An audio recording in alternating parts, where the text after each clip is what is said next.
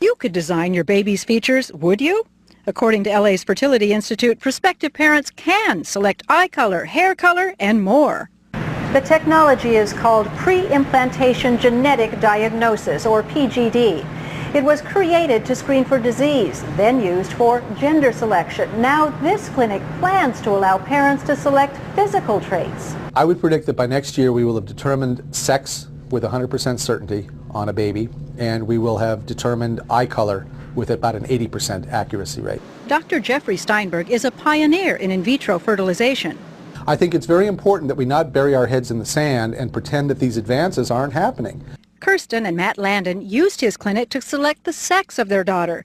Choosing other genetic traits intrigues them. I would have considered trait selection as an option, but not necessarily have gone with it. A recent U.S. survey suggests most people support the notion of building a better baby when it comes to eliminating serious diseases.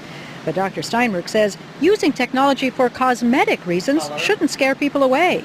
Of course, once I've got this science, am I not to provide this to my patients? I'm a physician. I want to provide everything science gives me to my patients. You've come a long way, baby.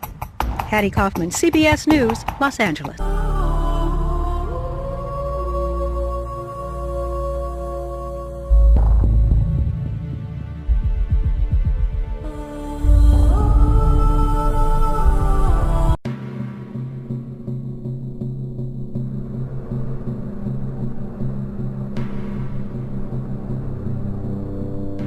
Throughout the course of history, there have been periods when mankind made rapid advances.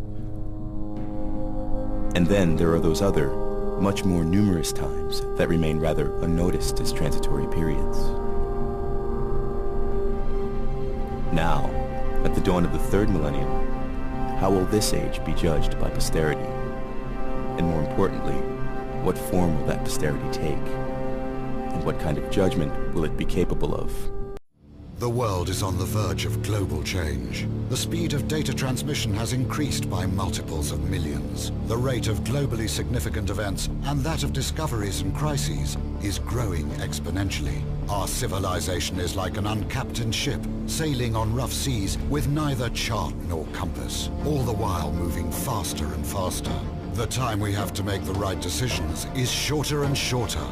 We are facing the choice to fall into a new dark age, into affliction and degradation, or to find a new model for human development and create not simply a new civilization, but a new mankind. We are going to become gods. Period. If you don't like it, get off. You don't have to contribute. You don't have to participate. But if you're going to interfere with me becoming God. We are shifting to a transhuman base. We've come out of a humanist time, and now we're redefining what it is to be human. Whether we like it or not, we're becoming cyborgs. We're becoming transhumans. We have the opportunity now to try to do things better than nature has done. Why not have a stronger arm than we have? Why not be able to run faster? Why not be able to have tougher skins? If you're going to replace your eye for vision, why limit it to visual? Why not give it the kind of vision a bat has? Give it ultrasound. Could you imagine a Versace body design? Can you imagine a Terry Mugler body design? These individuals, the late Versace was an incredible designer. What if he was a transhuman? What if he was an artist who really wanted to combine art and science? I bet his designs for a future body would be astounding. We really, really do want to violate human limits now, and we're getting closer and closer to the ability to do it. It's what we want. And here we are in the Brain Research Laboratory. Yeah, here's the brain when it was stored. Dr. Robert White is a neurosurgeon at the Cleveland Medical Hospital in Ohio. Now here are some pictures. In 1963, he performed the first experiment to keep a brain alive outside the body. That's the human skull here. That's not real. This is a gorilla. See here, when you take the brain out and isolate it, you can take all that if you want. and you keep it alive and live forever. See, this is a human brain, actually, and it is fixed. So no one needs to worry about it being alive. There have been many attempts throughout the world, particularly in the old Soviet Union, to take the brain out of an animal, they like the dog, for example, and keep it alive with machinery. Now, you can do that with the heart, the kidney, the liver, the lung, all the other body organs, solid organs. But nobody had ever been able to do it with the brain. And part of the reason is we must remember the brain is very delicate when it comes to its blood supply. And so when we finally did it and found that this brain of a highly developed animal had brain waves, had biochemistry, was functioning just as it would. Now, we couldn't talk to it. We could send it electrical signals. We could show that it could actually hear and so forth, but we didn't know whether it was processing the information. But the point of it all is that that moment in time also said to us, if you can do it for the animal brain, you could do it for the human brain. This incredibly brilliant scientist, Stephen Hawking, who's an astrophysicist, actually, he is now in a wheelchair and literally speaks via a computer. And some people, perhaps unkindly, have described this wonderful man as sort of a head on a computer, basically. But he would be somebody who potentially could survive his diseased body through a total body transplant. To prove that the brain was in fact functioning normally while in this state, Dr. White needed to undertake a second experiment, during which he succeeded in transplanting the head of a monkey onto the body of another. The creature survived for 7 days before the body rejected the head. In the monkey experiments, these animals are as much a monkey as they were when they were in their own original body. So I would presume, and I'd go beyond that, I would be assured that the monkey personality is retained. So consciousness can be transplanted. Obviously, personality, if you want to speak of the monkey having personality, can be transferred.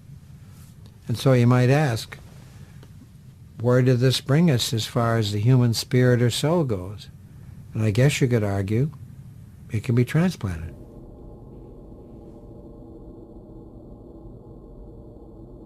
We are now becoming the objects of conscious design. And the implications of that are just enormous, because until now, we've been reshaping the world around us. And we can see how dramatically it's been changing. I mean, we've really reshaped the landscape, and we've built a society and altered society and changed everything that's external to us. But somehow we imagined that we were going to remain the same, that we ourselves were not going to be caught up in this process. And that's not, in fact, true. We are going to remake ourselves. And it's very difficult to deal with, because it will rip free all of the anchors that have until now told us who we are as human beings.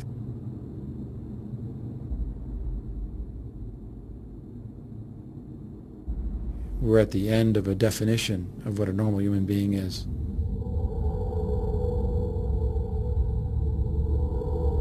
Every living thing is defined by its DNA code. The DNA is a long string consisting of 4 different molecules called A, T, C, and G, found in all living cells. So it is, in essence, a digital barcode that defines us as humans, just as it defines every other life form on this planet. Only the variety of combinations of these 4 elements makes us differ from one another. The Human Genome Project was started in 1990 as the largest technological enterprise ever, with a budget far outstripping that of the race to the moon, and involving hundreds of laboratories around the world, all with one main goal. Fundamentally, it was about determining the complete sequence of the human genome, the 3 billion letters that make up our genetic blueprint. And we know we have the code before us, and it's truly remarkable. It is a digital code, and buried within that code is information about what are all the genes necessary for making a human brain, all the genes necessary for making a human liver or the heart or any part of the human body. And now the fun stuff begins because we get to start to crack that code having the order of the letters in front of us. But fundamentally, it is very much a digital code. The secret of life itself, the DNA molecule. A genetic discovery that could give man the ability to create life to specifications. Never have we had such opportunity or such awesome responsibility. Change DNA structure in the lab is fairly straightforward and it's fairly simple. You can study a piece of DNA to unravel its function, you modify the composition and you see what the effect is on function. That's daily routine in a lab that has this technology. Going from the lab to the person to therapy, in theory, is the same thing and is as simple. In practice, it has been shown that it's a lot more difficult. And the reason why it's so difficult is not that we don't know what pieces of DNA to put in, is that we do not succeed sufficiently and at a high rate in getting these pieces of DNA in the right cells. But we have learned how to do it from nature. What is a viral infection? It's a virus that sticks to the cells, that enters the cells, and that uses the machinery of the cells to multiply itself. Now you take this virus, you cut out the pieces that are dangerous so that it will still stick and be engulfed but not develop in the cell. And then you add to this some other tools that the virus then can use to cut out the bad DNA, stick in, splice in the good DNA. This is a mechanism that is used now to do gene therapy using viruses. The ability to tamper with our genes has obvious applications. We can change DNA to prevent or cure hereditary diseases. We can alter the DNA of donor organs that are to be used for transplants so that the body of the recipient won't reject them. The organ doesn't even need to come from a human being. It could perfectly well be that of an animal. Pigs would be a good supply of kidneys or other organs to transplant in humans. But because of the difference between the two species, the pig kidney or the pig liver will be rejected by the human. So if we can humanize the pig kidney by putting in some human DNA, which will make the cells look a little bit more human, so that they are not rejected by the person immediately, then there's a better chance that you'll have a take. And this is tried to humanize animal tissues, and it's becoming a big industry because we need more organs.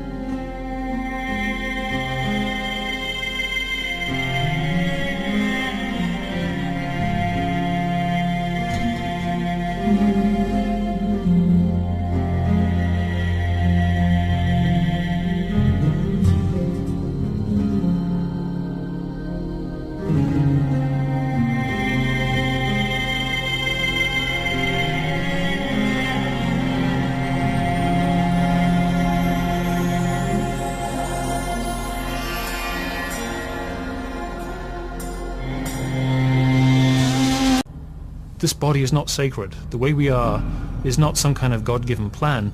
It's really a pure random accident. We take two sets of genes and we shuffle them, and something comes out. Sometimes it's a wonderful product, sometimes it has a hole in the heart, sometimes it has psychosis or tendencies towards extreme anger, has addictive problems, can't concentrate, all kinds of defects.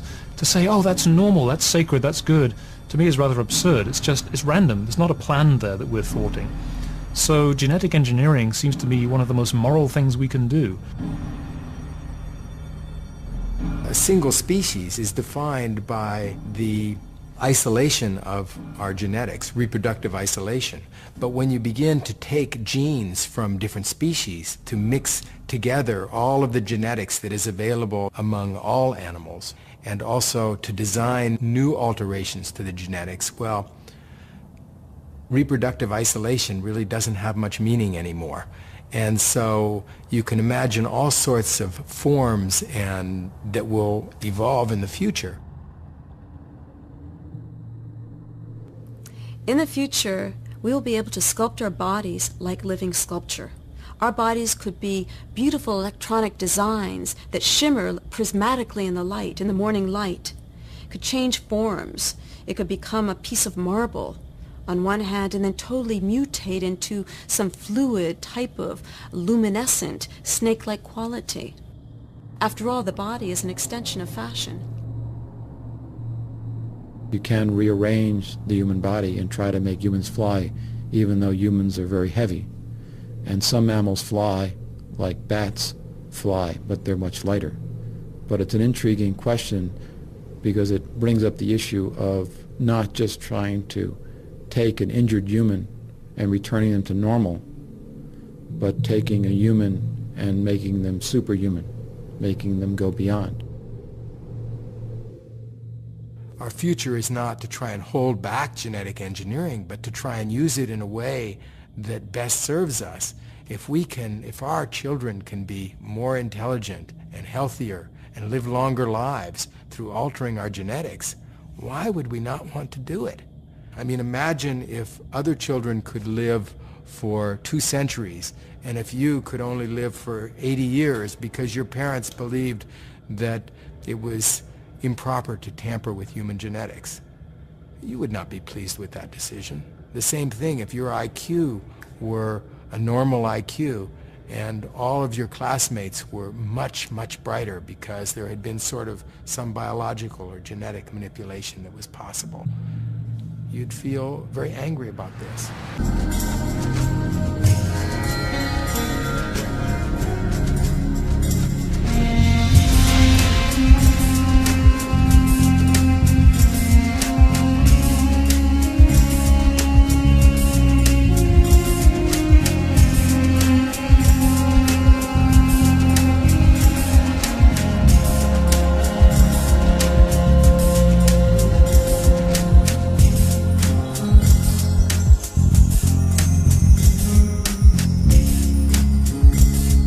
Plans to allow scientists to create embryos that are part human and part animal are set for approval by the official regulator in Britain. These hybrid embryos are seen by the country's leading scientists as a vital step in the search for cures for diseases such as Parkinson's and Alzheimer's. It's a highly controversial procedure and is banned in some European countries. Our medical correspondent Fergus Walsh has the story. This embryo is part mouse, part cow. In a few months, this Newcastle lab is hoping to create a human-cow hybrid. If that leaves you uneasy, the scientists here understand how you feel. It does seem a little abhorrent from first analysis, the fact that we're mixing bits of cow cells with bits of human cells. Ladies and gentlemen, we are in a science fiction movie. It's 2013. Many of the technologies developed by DARPA and the globalists using Western ingenuity have developed technologies, they say themselves, 30 to 50 years advanced than what the public knows in the national security complex. 26 years ago, humanoids were being grown in the uteruses of cows. The guys just searched the glow-in-the-dark part jellyfish monkeys. We'll put those on screen for viewers. There they are. That's the Sunday Mercury newspaper. And there is the glow-in-the-dark monkey. Last time I checked, they're coming out with monkeys with gills that can live in a fish tank. There's glow-in-the-dark rats and glow-in-the-dark rabbits. And the issue here is, ladies and gentlemen, this is old technology. This was in the late 1990s being sold like something on a Blade Runner on the streets in Asia.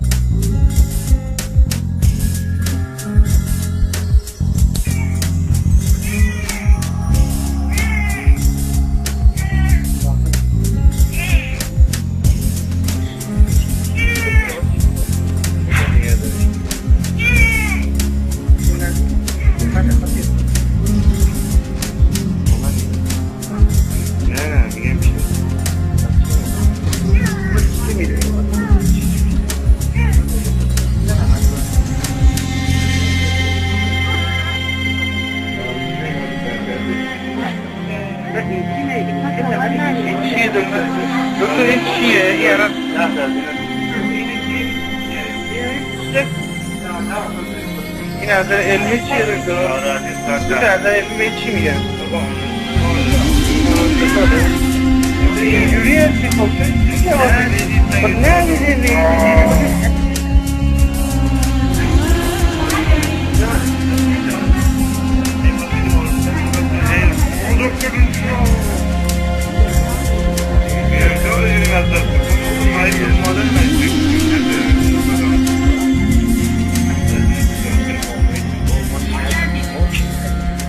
دی میگیم ما اولین مورد